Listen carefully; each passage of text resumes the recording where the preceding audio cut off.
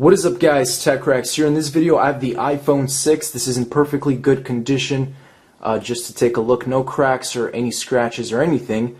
And I've also got a drill with me.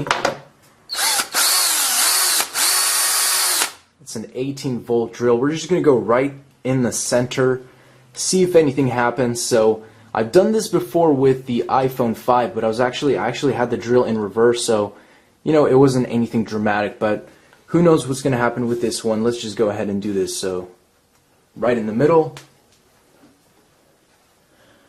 Alright.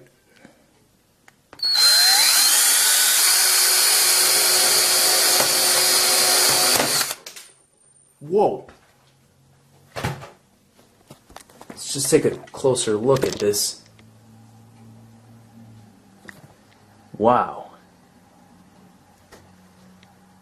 That is crazy. Look at that light. Let me go ahead.